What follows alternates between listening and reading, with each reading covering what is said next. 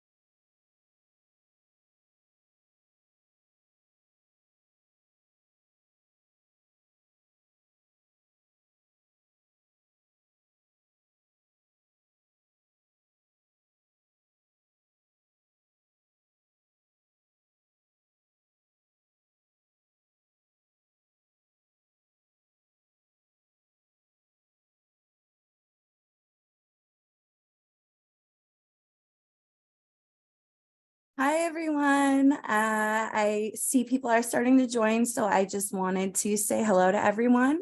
We're going to get started in just a few minutes, but welcome in, and we're so excited to have you all here.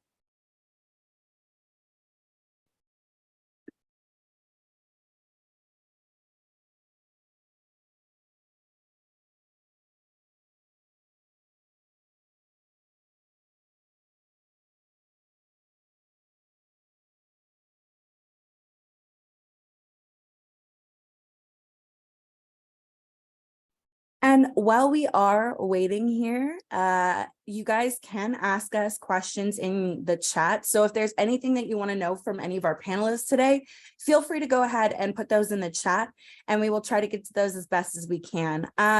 Since we are getting started here, I would like to do a little icebreaker with you guys. So as you may or may not know, we are doing an event for anyone who is local here in Austin with vision boards. And I kind of wanted to start out by picking on our panelists, if they're ready, to talk about what the biggest thing on their vision board is. So in the chat right now, while we're waiting, what is the biggest thing that you want to accomplish this year? Hi, Kim. Oh, you're muted, I think. There we go. Hello. Hi, Hi, Erin. How are you? I'm good. How are you? I'm good. So, Kim, tell me, what is the biggest thing on your vision board, or what is the biggest vision you have for 2023 for yourself? For myself personally? Yes. Uh-huh. Oh, it's a big one. For me, it's a big one. One of the things that I want to accomplish this year is I want to purchase an RV. Ooh. And I want to start traveling around the country because we do work remote. I want to be able to work remotely from various parts of the country, see a lot of the country, and be able to start doing some blogs and videos about the places that I'm visiting and how you can work and travel and still work in e-commerce. Right. I think that has to be the best part of this job is It that is. that you can travel the world and still do these things and connect and make an impact. And that's so cool. I love that your goal is getting an RV because my teen years were spent during summers in RVs going to like Canada and Washington, like all of these places. So that's so cool. Do you have a place that you're like, okay, this is the first place I want to go? Like, do you have a big dream place? Not really. I mean, I travel a lot because of work anyway, but not really. I would like to in the next year hit like the northwest part of the country, which is where I've never been. Because how many conferences do we find in Montana? Right. We all go to Vegas a lot. Right. So you're probably sick of Vegas. I can get a little tired of it, yes. But yeah, I just want to see, I want to see everything. I love the back roads of America. I want to see it. That's awesome. Emily, what is one of your big things for 2023? What's on your vision board? Oh man, it's a good question. I think for me, it's more about all of the personal relationships in my life, just making sure that those are stronger than ever. And I think that also extends to work, just continuing to build, awesome relationships with the people that we work with our partners, with our merchants, and kind of hearing more of their stories. So it's just all about interpersonal growth this year for me. Yeah, it's amazing. And fun fact, if anyone didn't know, Emily is actually my boss. So I can attest to the fact that she's already putting some of those things into action. So Oh, thank you. And what about you, Kyle? What is something that's big on your vision board, something that you want to achieve for 2023? So I think for me, so I'm from sales. So a lot of my the things I'm looking to do is just interact with our customers. So I think a lot of our customers over the last 3 years, they've kind of just made it by with what they had. And now they have opportunities to kind of go back and look and change some things and make some improvements. So really looking forward to partnering with customers to do exactly that. That's amazing. I honestly think that's such a good goal, like coming into a new year. I definitely agree. That's a good one. For me, I think it's more about going into like a leadership position, like owning my domain a little bit more, because these last years have been focused on getting established, and now I know what I'm going to do, and I just have to go and execute this year. So for me, the big word of the year is execute. It looks like we don't have any chat in our chat about this, but it looks like we are ready to go ahead and get started. So thank you to my amazing panelists who you guys will get to meet for sharing what's on your vision boards this year. So it's good to see everybody. And welcome to the first Ship and Sip of 2023. If you don't know, I'm your host, Erin, and I manage ShipStation's community, which is a place where users like you can network, share tips and tricks, and help each other solve complex workflow problems. We are here at a brand new time. So if you guys enjoy this new time, please let us know on the community forum or via social media. And we are listening so we can find the right spot for everybody to come join us. Today, we are so lucky to have an amazing group of panelists to chat about 2023 growth and strategy and vision. So today we will chat about streamlining your shipping, post-purchase marketing, and returns. So our panelists today are going to be Kyle Urich, and please tell me I got that correct. Sure you did. Yes, okay. Emily Bingham and Kim Wren. And we are going to go ahead and start with you, Kyle. So if you want to go ahead and introduce yourself and get started, the way we're going to run this today is each of our panelists is going to present, and then you will be able to ask them questions. So please take it away, Kyle. Thank you so much. So as I said, so I'm one of the area sales managers with the company. So I lead a team of sales folks throughout the country. My territory kind of goes from Florida all the way up to Utah. So kind of a wide geography. But really, like I said earlier, I mean, my role really is to help customers grow. So even a lot of the things that I'm talking about today came directly from engaging with customers, either learning best practices from them or engaging with customers who are growing very rapidly, where we can kind of share some of the best practices that we've learned. So at the end of the day, that's like I said, that's where I get enjoyment out of doing my job. That's where the job satisfaction comes in. So today I'll be talking about really shipping at checkout. And it's funny, like as I started to research some of this, there's a lot of information out there about the checkout process, streamlining checkout, but not a whole lot when it comes to shipping. So if you go to the next slide, I'd like to first kind of take a step back and talk about some of the things that have changed. Can we go to the next slide? Okay, perfect. So if you look at the kind of the chart on the right came from a survey that we did towards the middle of last year. So I think if everybody remembers back to 2019, even before then, everybody was really, shipping and ordering, purchasing, and everybody was competing with Amazon Prime. So really our customers' expectations were that if I order something online, I'm going to receive it in 2 days, and that shipping is not going to cost me anything. And for e-commerce retailers, that was very hard to compete with. So things have actually gotten a little bit easier in 2023. So now really the expectation is today I want options, right? So either that can be an economical option. So I want to pay less for shipping, or I want to pay for speed. But what comes with the options is transparency. So I want to know exactly when it's going to come. So if I order something today on Tuesday, I want to know that it's going to be here by Friday. So that we've seen kind of an expectation shift from customers, and really they're looking at when am I going to get my item versus free and 2 days. Free really hasn't changed. I'll talk about that a little bit later. So really what we're talking to customers about, our customers about, ShipStation customers about, is how do we develop a delivery commitment? Right. So I'm going to outline some kind of good, better, best scenarios in the following slides. But really what this allows us to do is, review, measure carrying services that we're using. So if we've used one carrier, one service in the past, maybe opening that up to a wider variety, like incorporating things like our UPS rates into your offering. Make sure you're measuring these things consistently. So I know that if it takes me 24 hours or 48 hours to process a shipment and to get it out the door, then I'm incorporating that into my commitment. And then the last point I'll really highlight is either be on time in your commitment or be early. It's okay to be early. That's actually preferred. But make sure, I guess, you're being conservative as you develop your commitment to your customers. You can go to the next slide.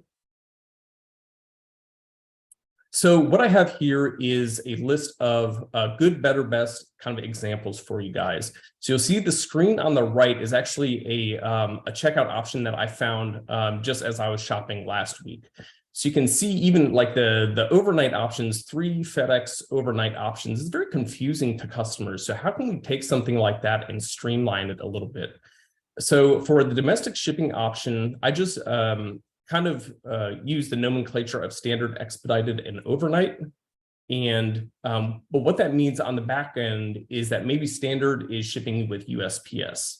Expedited might be a mix of USPS and UPS.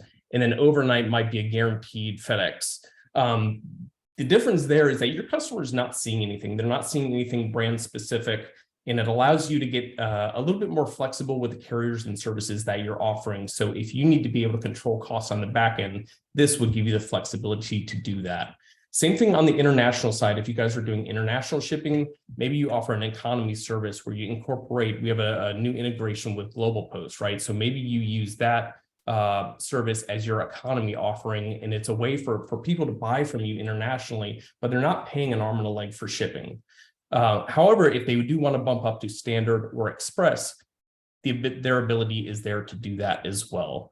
The last point I'll bring up here too is don't forget about insurance. So especially for people that have either high volume or high value items or high value orders, offering insurance is just a way to help your customer just lessen their concern about placing that order with you. If they're offering insurance, or if you're offering insurance to them, it's just an obstacle that you're overcoming upfront.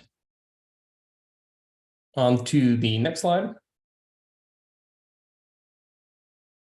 So here is just a little bit more about keeping things simple in that good, better, best scenario. So I gave some examples of things that would be good. So maybe that's economy or standard. Better could be standard, expedited. Some of those words that you guys can use at checkout, and then best would be your overnight products. So what this then allows you to do is control cost while still meeting those delivery commitments, right? So if you know your commitment is 4 days to meet, then you can choose based on carrier services that are within ShipStation, what is the most cost-effective way to get it there? So one example I would use here is if I'm shipping out of Atlanta, Georgia, and I have a customer that orders from Atlanta, the Atlanta Metro as well, and they chose the expedited shipping service.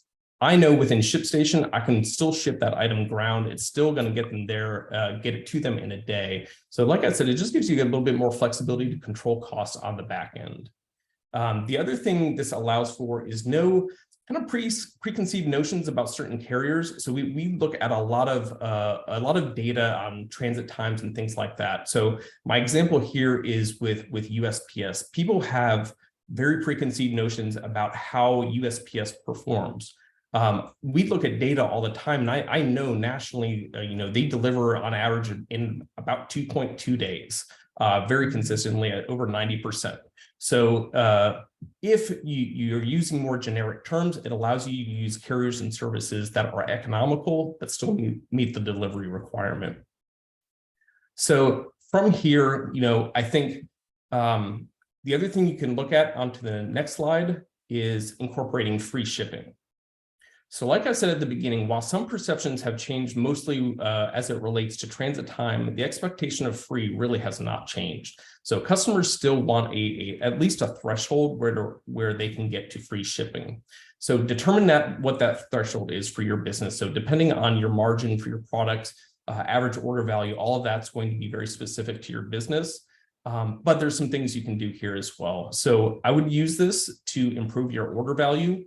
So what you can do is if today your average order value is $30, you can set your free shipping threshold at $50 to increase that number higher, right? So I know, like personally, when I ship, if I'm at $45 and free shipping is at $50, I'm going back and I'm shopping to add something else to my cart so that I'm not paying for shipping. I'd rather get a free product than pay for shipping.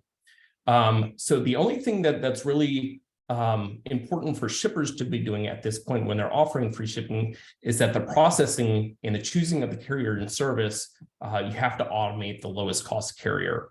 So the responsibility to do that is a little bit higher when you're offering free shipping. So from here, though, like it really goes away from, being able to choose carriers and services, like I said, being able to offer something that's a little bit more generic. So it gives you flexibility to control cost, avoids preconceptions of certain carriers and services and things like that. So from transitioning over from shipping at checkout, now really the responsibility is to communicate post-purchase. So I will pass it over. I suppose we're stopping for a few questions. Sorry about that. Yes, we are.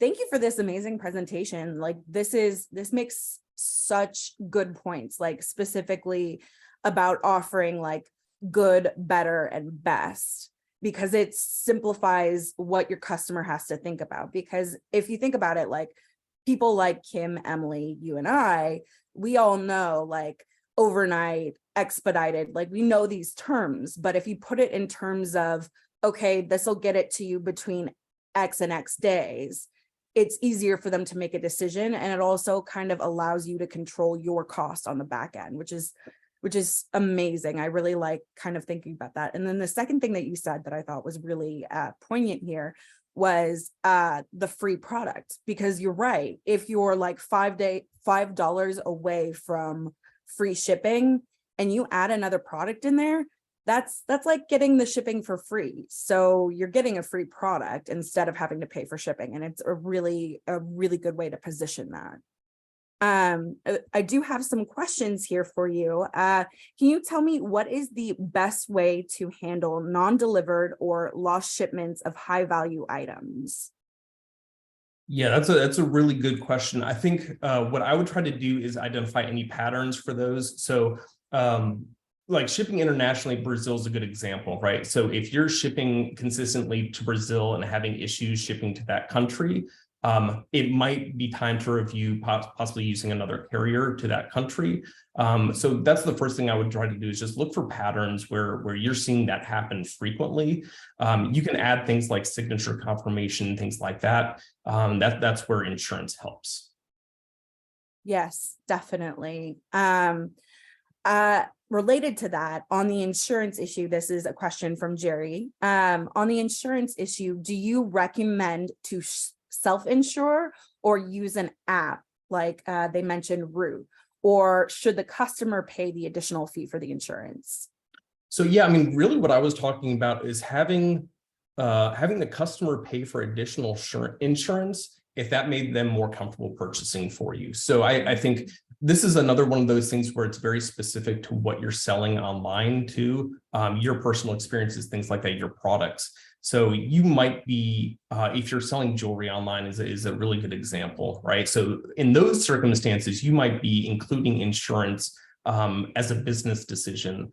What I was talking about is, if you're selling apparel or something like that, your cart value goes over $300.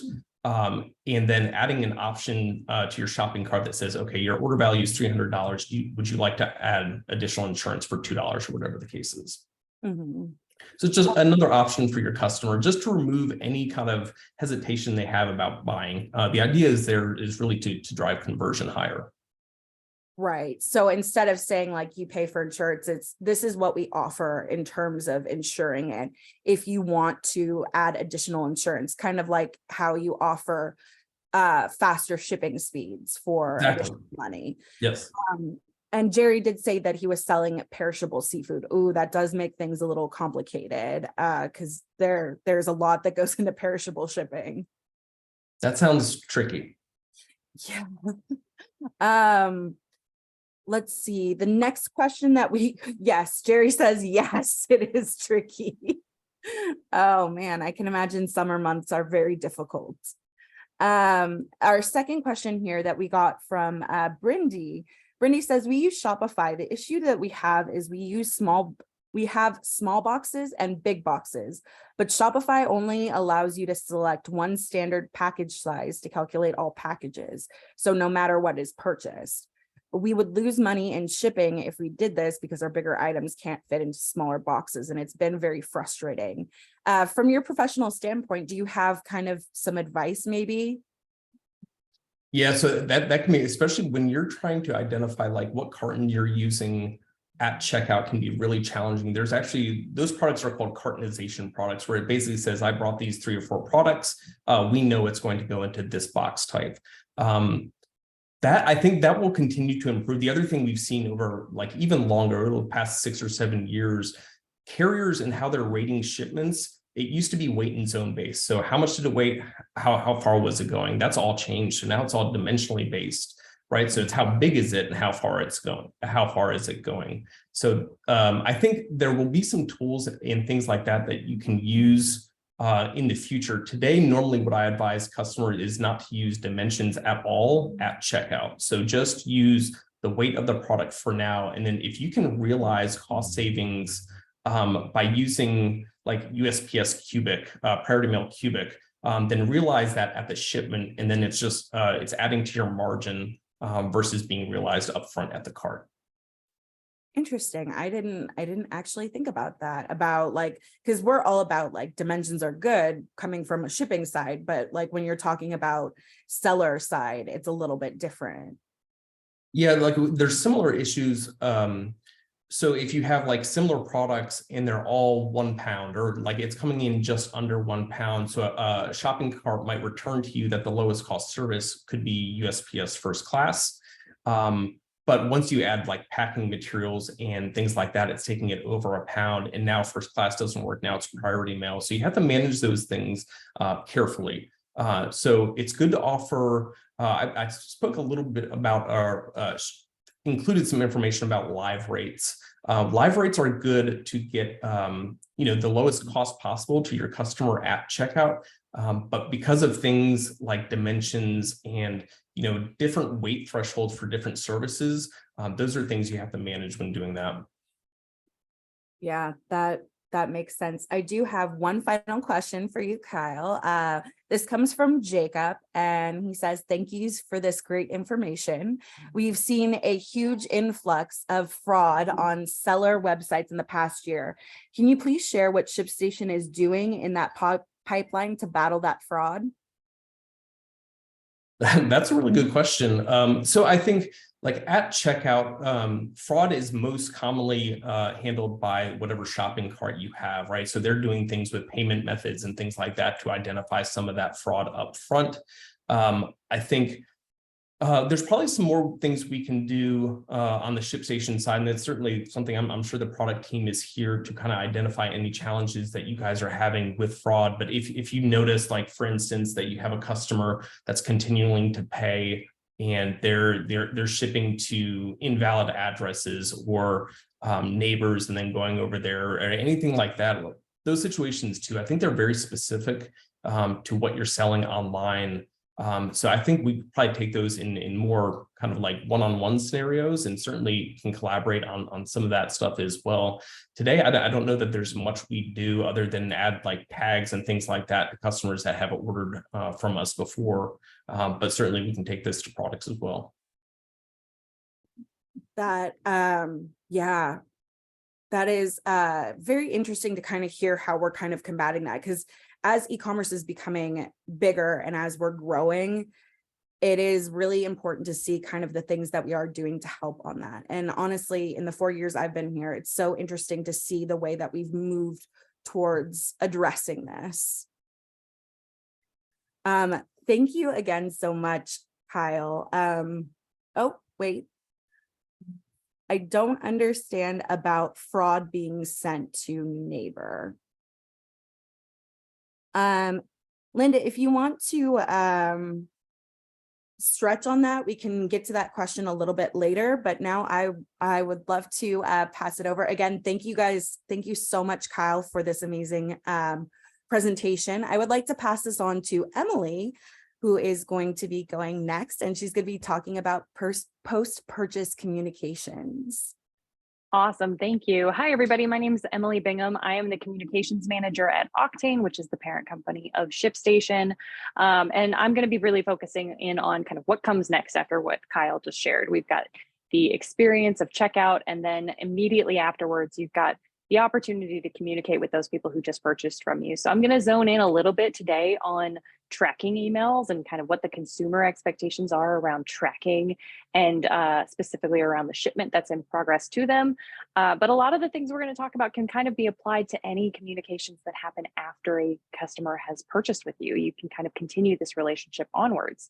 So the first thing I want to do is just zoom out a little bit and talk about the sort of economic landscape that we find ourselves in 2023. What we're seeing right now is kind of another year of more uncertainty. You know, we've got inflation, we've got some kind of cost of living increases that are affecting consumers. And what they're telling us so far is that they do plan to kind of cut back on spending, or they're going to be a little bit more cautious about it this year. That's what they've said. And again, I think, you know, we've seen this in years past during COVID. And during some of the other years when we had supply chain issues and challenges like that, consumers are reacting to the uncertainty and saying, I'm going to be a little cautious about what I'm spending on. So when we're thinking about how to grow in 2023, making sure that you're really taking advantage of the people who have already purchased from you and continuing to build on that relationship with them and to continue to drive them back to purchase from you again is going to be really key to growth this year.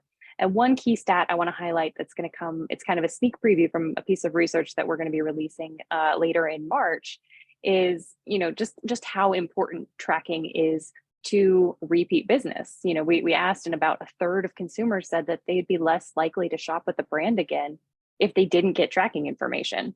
We can actually hop back to the back slide, and we're going to hang here for a second. So, you know, what this tells us is that, you know, tracking information is something that everybody really expects, to the point that, you know, a third of people would probably consider not shopping with you again if they don't get that information. But what this also tells us is that there's a lot of opportunity here. You know, we can go above and beyond just a simple tracking update. because they want this, they really want to see an email come through, and they want to have a page where they can go and look at the information about where their shipment is. And within that, you have the opportunity to make sure that it's more of a continuation of that checkout experience of your website, wherever you're selling, to make sure that your brand carries through. So we'll talk in a little bit about how you can make sure that those tracking emails and any other emails that you're sending in the immediate aftermath of a purchase are going to, how you have the opportunity to kind of customize them to what you need them to do. But to start off, let's now go to the next slide and let's talk a little bit about frequency. So I think this is really interesting that we asked consumers, how often do they want tracking updates? Is it really just like at the big major milestones? Do you really just kind of want like 1 or 2 updates? A huge amount, 42% said that they want tracking updates daily. If we're thinking about, whether something takes 3 or 4 days to ship, that makes sense.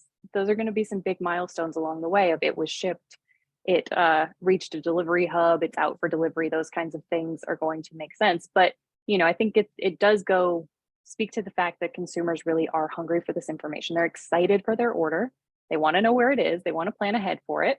And then 37% more said that they want it with major milestones in the delivery process. Very, very few people said that they only want, like 1 or 2 emails about this topic. So I think, again, this just kind of speaks to the level of opportunity here that you have with tracking emails, with tracking updates to communicate directly to your consumers. And it opens you up to a whole bunch of opportunities with what else you can include here, what needs to be included in these emails, what needs to be included in the communications immediately after a purchase. So let's go ahead and hop to the next slide. Now let's talk about how you can do a little bit more with tracking emails than simply providing a link to a tracking update. Number one, I think it's really important to just emphasize that this is part of a journey that they've been on with you from being on your website or being on a marketplace. They've gotten to know your brand a little bit. Presumably after this, you're going to communicate with them through some sort of an email marketing system. So this is another opportunity to really be consistent and make sure that every step along this journey that they've had with your brand is very intentional, and that you're kind of communicating in a way that feels familiar. It's reinforcing the brand. It's setting, clear expectations about who you are. The next thing is probably the more obvious part of this. You need to really use these emails, use these communications to set really clear expectations. When is this package going to arrive? Do they need to do anything? Do they need to sign for the package? Are there any special delivery instructions that they need to have? If you're selling, let's just say seafood, what do they need to do the moment it arrives at their doorstep? Do they need to take that and put it inside a refrigerator? I would assume so. And then, if they have any logical questions that might come, they've got questions for your support team. Something's wrong with the order. If they need to get in touch with you, how can they do that? There's a lot of stuff in there that, again, is just really straightforward. If you kind of step back for a moment and put yourself in the shoes of your customer, what do they need to know about this package that's on its way? And then this is where we can start to get into a little bit of the above and beyond part, which is, here you have space, and you can look at this example from Nike on the right. They've got images of other socks, things that they could, promote. There's an opportunity for you to highlight other products. Maybe there's kind of add-on features. You bought a pizza oven, and you have the opportunity to say, don't forget about these, the pizza wheel and the flour and these other pieces that go along with it. It could be that you have promotions going on. You've got a sale that's happening. You want to try and emphasize that. And then, Kim's going to talk much more about the returns process, what that's like, but certainly if people need help getting these products back in any way, just giving them that information there. So I say all this to say, there's a lot of opportunity when it comes to these immediate emails that you have to send, within the first couple days after someone places an order with you, to really encourage repeat business. So it's a really good idea to kind of sit back and think about how you are sending these emails. What's the experience that they're getting? Is there an opportunity to add a layer of branding to them? And then, think about if you have a pretty sophisticated system of email that you're already working with. We've got partnerships with lots of different email senders. What is this going to look like sitting next to those emails, the promotional emails, the marketing emails that are coming? And how can you kind of use them together to tell a really consistent story, to encourage repeat business, and to give them a really, really strong customer service experience after their purchase. Because again, just in the day and age that we're in right now, keeping customers happy, keeping them coming back and shopping with you is going to be really crucial to growth this year. So yeah, think about this as kind of the beginning of a really beautiful friendship with your customers. You may have already been emailing and communicating with them in a lot of other ways, but this is just kind of the opportunity to put the cherry on top of their purchase. All right, I'm going to pause here. I don't see any questions in the chat. Anything that I can dig into in a little more detail? I have some questions for All you. right, let's do it. So, by the way, before I get into my questions, I love how you say like friendship. Like honestly, and correct me if I'm wrong, I feel like so far in 2023 that relationships are going to be one of the more important focuses for consumers and businesses this year. But just to ask you, what would you say you've been seeing as the biggest concerns consumers have in 2023?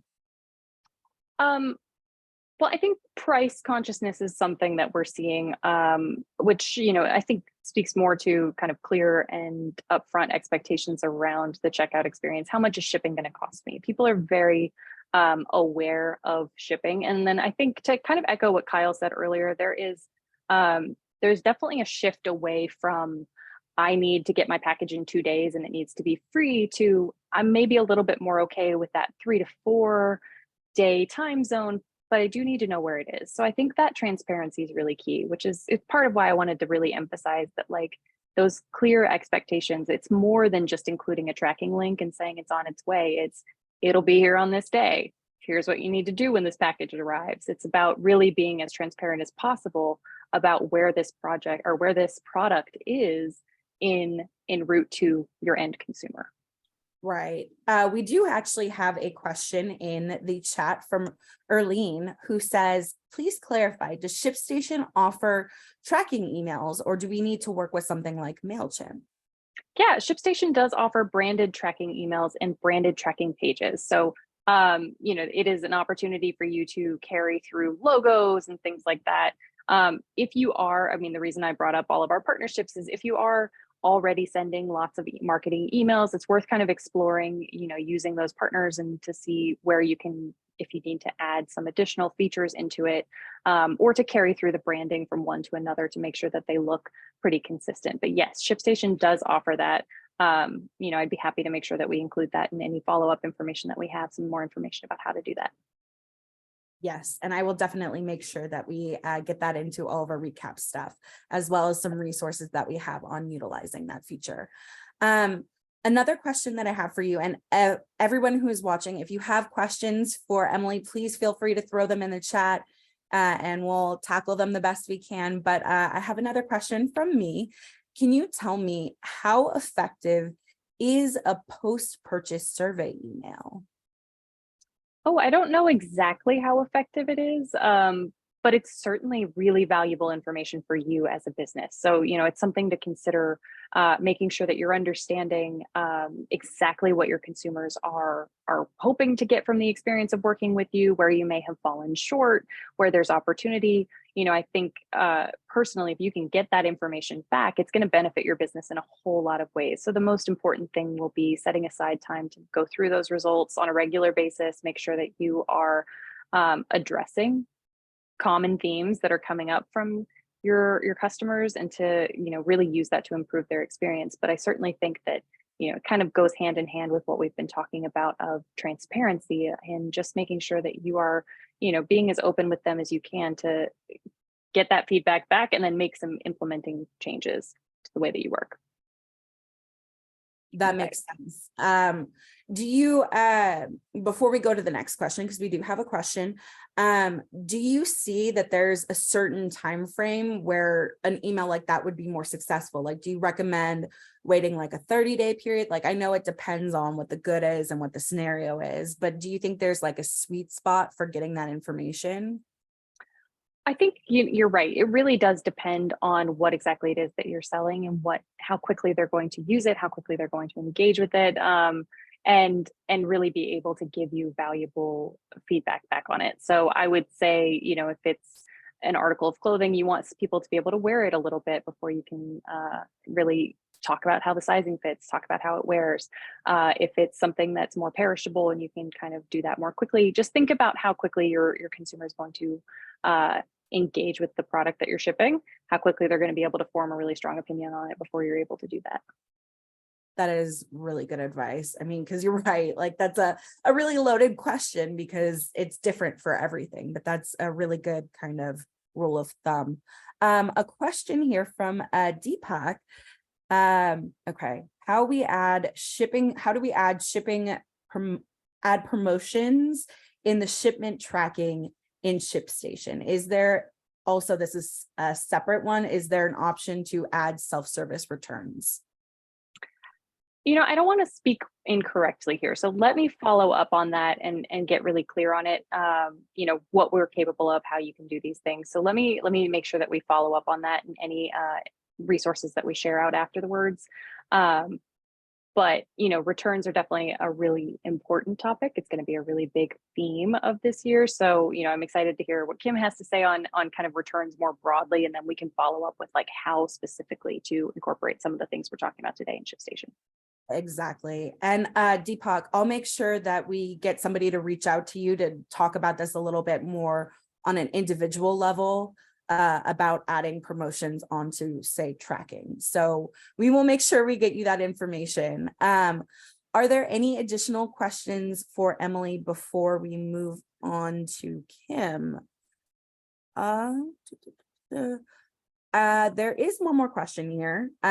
So in the case where shipping options are limited, say like we don't have tracking because there are certain options and certain items that don't necessarily come with that. How can merchants and users be more upfront and keep that same level of communication without being able to give that visibility?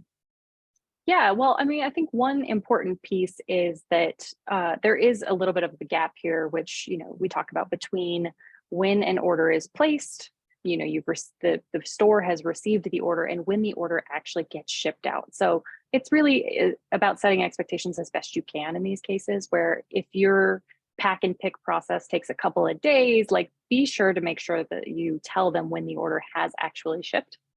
And then set some expectations around it usually takes X to Y days to deliver. If you're able to, if you feel comfortable sharing that information, I know sometimes it can be a broader range, but you know, give people an estimation as best you can, but certainly let them know between the day that they place the order and when it has shipped that it's out there and it's on its way. And that if, you know, if they want to check in with someone from customer service in the meantime, you know, what are some options that they might have if they're really itching to like track the package or get an update on you guys on the status of the order? You know, do you want them to talk to customer support? Do you want them to follow any other specific steps? Just keep that in mind as you're going, but try to give them any sense of estimated timelines as best you can, just because we've seen that is really important to them.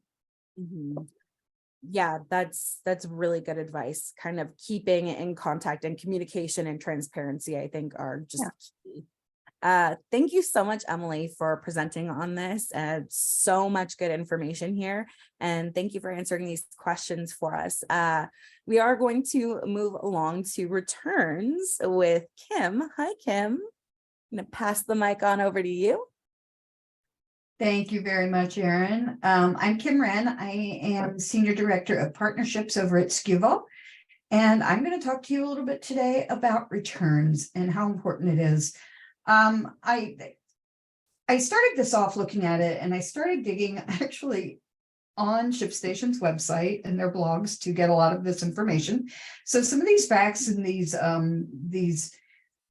video or the infographics are from them. But the ease of returns is really important to people. And we all know that as a consumer, we want it to be easy to return things. Most people look at a return policy, and it's 80% right now that are looking at return policies to make a decision before they go ahead and they make that purchase. I personally look at a return policy every time I make a purchase. I'm a big buyer on Amazon, eBay, and then I love to Google. So I'm always checking everybody's return policy, because if there isn't one, I have to think about, am I okay with being stuck with this item? Because that's what your mentality is. So with that said, what you want to do is you want to make sure that your policy is easy to find, and you want to make sure it's simple for people to understand.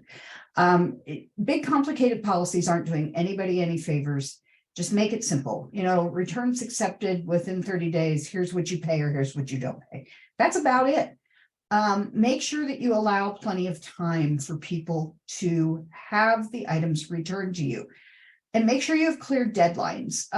One of the great things about shopping on the marketplaces is that you almost always know where you stand, because the marketplaces have made it very easy for us to define what those parameters are for getting your returns back to you. So what you want to do is make sure that you're saying, my returns are accepted within 30 days, or maybe they're 15, or maybe they're 10, and that's okay. But you really want to make sure that that customer has enough time to open the package, because not everybody opens the package the moment it arrives. If you're like me, Amazon shows up at my house. Not just Amazon, everybody shows up at my house a lot. I'm keeping the economy moving. And sometimes I don't try things on, or I don't open things, or I don't use them for days. And especially if I know what's in that package and I know I don't need it right now, I'm not going to open it right away. So make sure that you give them time to inspect it. If it's going to take them 4 or 5 days to open it, and you only have a 10-day return window, you have really cut down on their time that they're able to inspect. Some of the other things that you want to make sure you're doing to keep things easy and to get the repeat business is refund fast. Don't make people chase you down for a refund. When you get that item back, they're tracking it. They know you've got it. Give them their refund. You're giving them a tracking number when you're sending it back, or they're sending it back to you. You want to make sure that you're getting that refund back to them immediately. And then you also want to decide, how are you providing that refund? Is it cash back? Is it a store credit? Or are you offering exchanges? I think that a lot of retailers do themselves an injustice by not offering a store credit and an exchange with like a premium on it. And they often, there's a word for it, I can't remember what it is, but it's enticing people to keep their product by giving them a little extra money. So if I want to take a store credit, I might get 100% refund, where if I want to return it, I might be forced to pay for the shipping or something. So look at how you can do that, reward them for that. And then look at these stats. 54% of retailers overall have a return policy and consider that, or people consider that when they're making that purchase. I personally do. 33% say cost is involved. It goes back to everybody wants free shipping, everybody wants free returns. Figure out how that works for you. And 89% think that merchants should provide that free return. So kind of keep it simple. And if we can go to the next slide, please. We want to make sure that as we're keeping it simple, we're making the process easy for the customer. So how do they return this to you? Do you have a service that you're using? I'm going to assume right now that I'm talking to smaller companies that do not have brick and mortar stores all over the country, and that you're trying to figure out how to get this back to you. So are you offering pickup service? Are you offering a return label in your package? Do you require that somebody prints the label? Do you subscribe to a service where your customers can drop off at a FedEx store, a UPS store, or wherever it is? There's services out there that offer that. Make sure that whatever it is, that again, it's clear and concise and it's easy. Let your customers know where they have to go to return something. Do they have to take it to the post office? Do they have to take it to a UPS store? Let them know what it is. If you can, and you're subscribing to a service, you want to make sure that that location is easy for them. Anybody that shopped on Amazon knows that you can click to return, and that when you do that, it shows you where the closest stores are to you. So make sure that you're making this easy by doing that. And then finally, make sure that you're figuring out how to not have so many returns. Price your products so that they cover your return, but make sure that you have a quality in packing. Make sure you have quality in shipping. Make sure that the companies that you're using are equipped to handle the products that you're shipping. Don't try to ship a 20-pound package through USPS that is going through priority mail when it probably should be going UPS. because it's who's equipped to handle it and how are they handling it. And then finally, make sure you're tracking with serial numbers and use a software like SKU Vault or something like that that can track with serial numbers, track with lots, so that you're assuring that the product that you're shipping and the product that you're getting back are one and the same. If you're using those, a lot of times that's used in the electronics industry. You want to make sure that you are tracking that somehow. So make sure that you're using a software that can do that. And then slide, please, because we're going to talk about how do you handle these returns once they get back to you. This is the big thing that we hear a lot from merchants. They don't know what to do with them. How do you handle it from the moment that it arrives back in your warehouse? What do you do with it? Because a lot of companies, you'll find that package goes to a corner to die somewhere. And the inventory does not go back into the system. You're not tracking it. You're not doing what you need to. So when these are coming back to you, first of all, designate a place in your warehouse that returns are being sent to. SKU Vault users can create locations in the system so that they have a place the minute that it comes back, that inventory or that package or however you choose to track it is going there. Most systems you're going to have some sort of a tracking system like that. You want to know how many packages you have there. Then make sure you have a policy in place for processing those returns.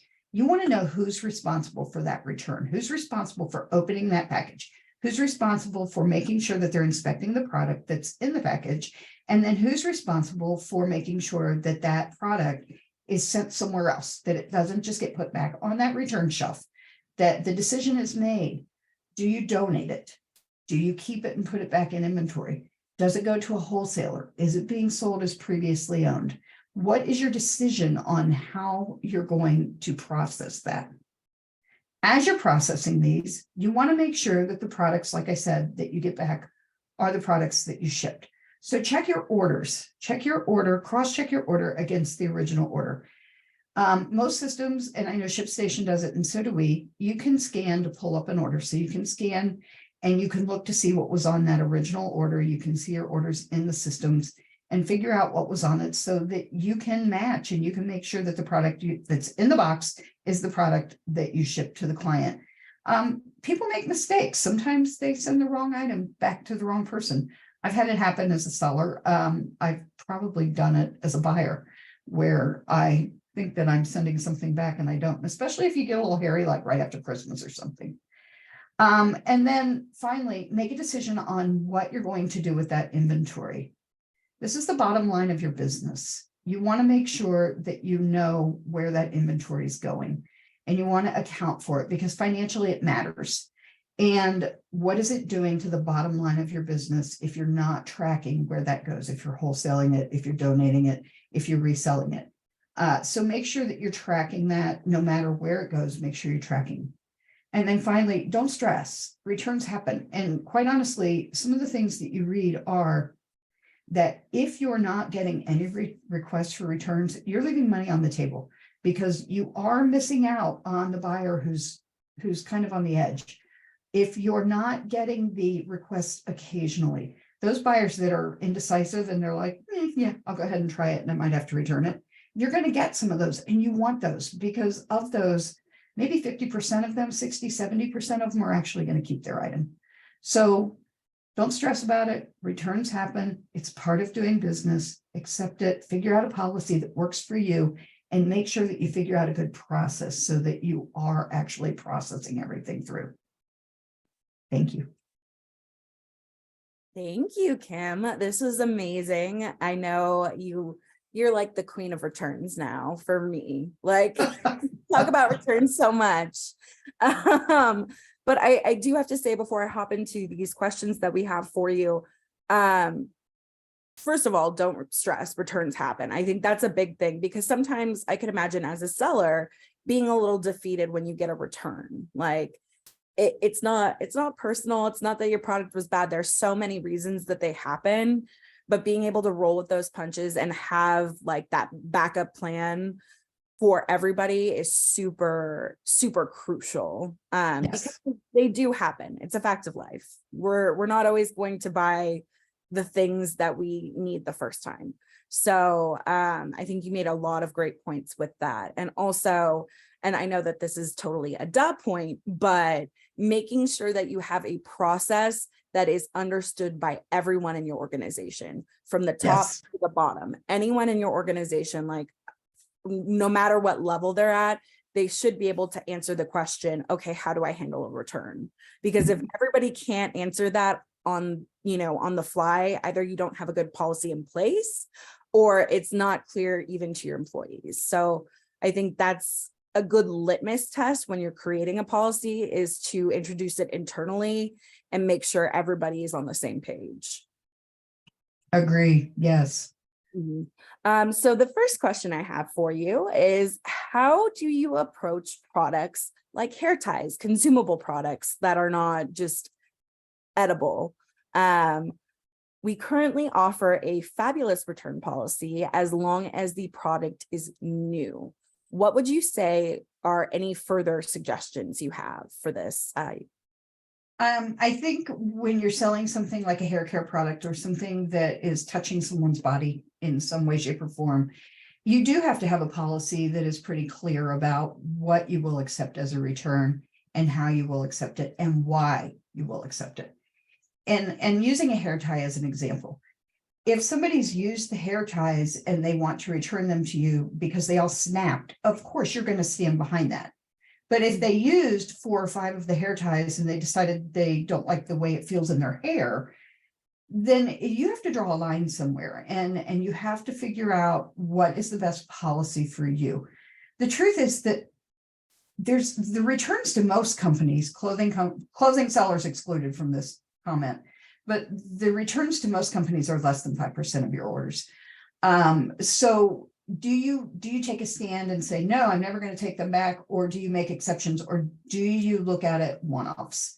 In the case of hair ties, you're probably selling, hundreds, if not thousands of boxes of hair ties. So you set a policy and you stick with it, and you train your reps that if somebody's adamant and they're really just upset about it, you make that exception here and there.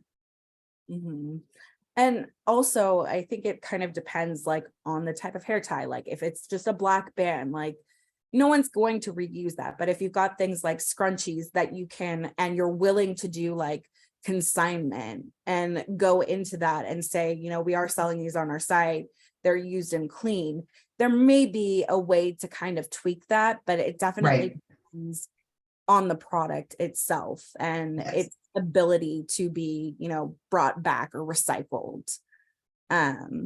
But I think that's a really, really good point there. The next question we have is when, and we actually talked about this a little bit with Emily, but when should the refund window begin?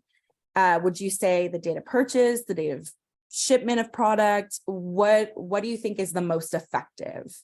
To me, I think the easiest way is the date the product is shipped, because you have an actual date in your system that is the date the product shipped. And if you're shipping using any service that's going to get to them in 2 or 3 days, and you have a 30-day policy, you're really not losing a whole lot of time in there. Most people can hit it. Again, we're all human beings and we're dealing with human beings. Be kind to your customers and show a little bit of compassion at times if somebody hits you at 31 days. If you're automated and everything's coming back, and a lot of, most systems are automated these days, so they don't have to worry about it. Maybe you want to set your system so that return window starts 2 days after you ship. Maybe you want to set your system so that it starts the day it ships. I think that you have to look at what your return window is, because if it's 10 days, you definitely don't want to start at the day it ships if it takes 4 days to get to somebody, because now they only have 6 days. And what if it gets there on Friday? Now they really have 4 days to make a decision. So it kind of depends on what your policy is and how you're handling that. But I would say generally it's the day you ship or within 2 days of you shipping. I just think the day you shipped is easy because it's very easy to track. Yeah. And personally, I think 10 days as a window is a little tight, even if it gets there the next day, because like you said, and like the rest of our panelists have kind of echoed, we don't open our packages right away. We know what we're getting. Life gets in the way. It's not like I'm unless I'm really excited about something, it's not like that's on my priority list. And So if you're ordering a utilitarian item, like I just ordered some TSA locks for my luggage. I know what's in that envelope. I haven't even opened it yet. It came 3 days ago. I know there's little locks in there. I don't care. I'll open them when I need to go. So, I probably should look to make sure that what I ordered's in it, but I'm not in any hurry. Oh, I'm the same way. If it's not a fun item, I'm gonna wait until I have to use it. Like, you don't exist in my universe until I need you. Right. I do have a follow-up from our first question that we talked about from Linda here. If the product is, say, like a condiment, it would have been open but not acceptable to resell. So we're talking about consumables or put back in inventory. Would it be better to have the customer keep and throw it out, but still complete a return form? Like, how would you handle something like that? Normally what you can do, and I don't, not knowing anything about your system, but I'm going to talk from a marketplace point of view. From a marketplace point of view, you almost always have the choice to allow a refund without the return. So you provide the refund to the seller. You do not require a return to the seller. Sometimes that, or to the buyer, I'm sorry. Sometimes that's better anyway. And especially if you have a lower cost item and it's going to cost you the entire cost of the product to get it back to you. It's sometimes just easier to say, keep it. I don't want to worry about it. Here's your refund, and move on with your day. If you're building the cost of returns into your selling price anyway, that often is a good way to handle it, as long as you don't let things get out of hand and people aren't taking advantage of you. Most people aren't. Most people are really good, and we just hear about the bad people a lot. So, pay attention to it. But yes, I would say it's better to let them keep it and just refund. Yeah, that is a very good call. And honestly, sometimes you will have to eat cost, but you have to think about it this way. Is it worth not eating the cost and losing the customer, or is it worth eating the cost and gaining lifetime value? Last question for you, Kim, because we're almost out of time here. Do you think it is important to include a return label with every order? Also, don't include invoices with our orders. It's a sustainability effort for them. What are your thoughts on that? I kind of agree with not including a lot in the order because of sustainability. A little bit of a save the planet person. So I don't know that it's important to include a return label in every order. The flip side of that is that some customers find it very difficult to print a label because people don't have printers anymore. So unless they work somewhere that they can go and they can print, or they can go to the post office, or you have some way for them to get that back to them, they don't always have a way to get that label. So I think that you have to weigh what it is you're selling and what your return policy is and how you're having people return things. I know that, and I see this question, but I know that ShipStation has the ability to be able to print a return label to put it in the box. So yes, there are multiple ways you can deal with that within ShipStation. And I don't want to speak too much on it because I'm certainly not an expert on ShipStation, but I do use the product, and I know that you can do that. So I would say, be careful with it. The problem with making it too easy and giving them the label is it's right there. Maybe if they have to print something, they might think twice about keeping it. Yeah, a barrier to returns. Yeah. That makes sense, because if the effort's a certain level. And the other thing that you have to consider is this a post-build label or not? Because if you're using a shipment service that charges for every label, you're going to have to hunt down every unused label that you've ever sent to get your money back. And there are limitations on, carriers can be flexible, but there are limitations on when they're like, hey, like it's been like a year. Because if you're doing that many shipments, it's going to add up, and it's probably going to be more cost prohibitive.